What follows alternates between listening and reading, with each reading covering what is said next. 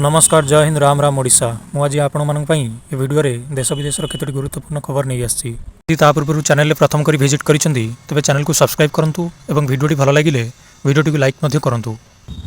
आज बसिबो चाष क्षयक्षति आकलन बैठक लोकसेवा भवन रे अपराह्न 1टारे बसिबो बैठक। एही बैठक रे राजस्व कृषि और समवाय विभाग मंत्री और अधिकारी रहिबे जेउथिरे अदिनिया वर्षा रे चाष क्षयक्षतिर आकलन और समाधान नहीं आलोचना हेबो। तेबे अदिनिया वर्षा चाषी चिंतार कारण साजिछि। वर्षा पाई केउठी धानर गजा हेलानी तो केउठी धान सड़ी गलानी। अन्य पक्षरे जो चाषी माने फसल बीमा करिसेंती सेमाने टोल फ्री नंबर रे निजर क्षयक्षति विषय जणाइबा पई सरकारक पक्षरु कुआ जाइछि।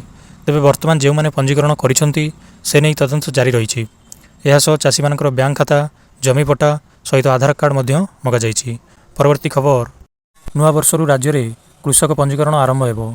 राज्य सरकार डिजिटल कृषि अधीन में कृषक पंजीकरण प्रक्रिया आसंता जनवरी 1 रु आरंभ हो मार्च 31 तारिख में सर। चाषी मैंने ऑनलाइन और ऑफलाइन पंजीकरण करेंगे। ऑफलाइन पंजीकरण करने पंचायत स्तरीय कैंप रे जोगाजोग करने को पड़ो। नचेत चाषी मैंने निकटस्थ जनसेवा केन्द्र में पंजीकरण कराइपारे। असुविधा पड़े चाषी मैंने टोल फ्री नंबर 155-333 ने जोगाजोग करेंगे बोली सूचना रही। परवर्ती खबर सरी सरी आसुची ई-केवाईसी अपडेट समय सीमा बाकी अछंती 50 लाख रु अधिक राशन कार्ड हिताधिकारी। सूचना अनुसार राज्य में 51 लाख रु अधिक हिताधिकारी ई-केवाईसी अपडेट करना अर्थात पाखापाखि 50 लाख हिताधिकारी तालिकारु बाद पड़ती। सेपटे सरी सरी आसुची ई-केवाईसी करिवार समय सीमा। जोगाण मंत्री कहते एथिपाई आउ 5 रु 7 दिन समय दियाजिबो अर्थात जनवरी 5 तारिख पर आउ ई-केवाईसी अपडेट करें नहीं। तेणु प्राय पाखापाखि 50 लाख रु अधिक हिताधिकारी तालिकारु बाद पड़ पारती। नेटवर्क समस्या वयस्क और छोट पिलांक आधार कार्ड रे समस्या कारण अधिकांश ई-केवाईसी अपडेट करिपारुनथिबा अभियोग मध्य हेउची। तेणु समय सीमा को बुद्धि करने को दाबी कले विरोधी। परवर्ती खबर नुआ वर्षरु मिलिपारे खुशी खबर कमिपारे पेट्रोल और डीजेल दर ह्रास पाइपारे तैल दर। आर्थिक वर्ष 2025-26 लगी कन्फेडरेशन ऑफ इंडियन इंडस्ट्री अर्थात CII पेट्रोल और डीजेल दर ह्रास करने को सरकार को प्रस्ताव देइछि। इंधन उपरे उत्पाद शुल्क कम करने को सुपारिश करिछि CII। दर कमिवा द्वारा तैलर बिक्री वृद्धि होई परिबो। विशेषकर कम रोजगार करुवा वर्गों क्षेत्र में सब्सिडी देवाकू परामर्श देइछि CII।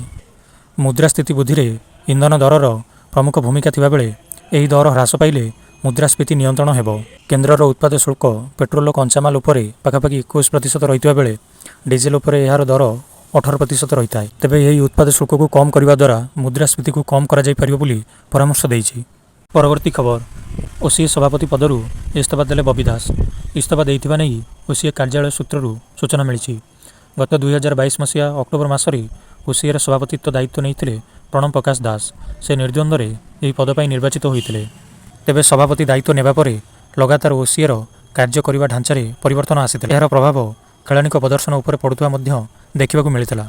लगातार रणजी दलर खराब प्रदर्शन यार एक ज्वलंत उदाहरण। बबी दास निजर व्यक्तिगत कारण नहीं से इस्तीफा देइथिबा कहिसंती।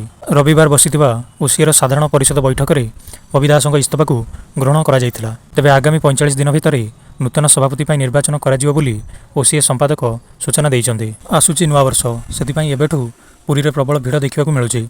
नुआ वर्ष रे भक्तों भिड़ को देखि नुआ कटकणा जारी करा जायछि। 2 दिन जाए सिंहद्वार प्रवेश कटकणा लगिला। 31 और 1 तारिख 2 दिन श्रीमंदिर में प्रवेश और प्रस्थान उपरे कटकणा लग जाइछि। तेबे 2 दिन केवल सिंहद्वार देई भक्त माने प्रवेश करिवे और अन्य 3 द्वार देई बाहर को आसिबे। सेहिपरि भिड़ नियंत्रण पई पुरी रे 60 प्लाटून पुलिस मुतयन।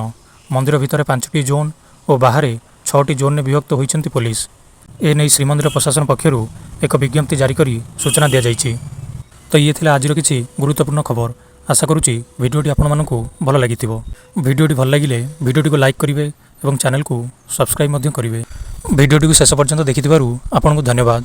पुणी देखा हबो नुआ एक भिडियो रे। से पर्यंत रहुची नमस्कार।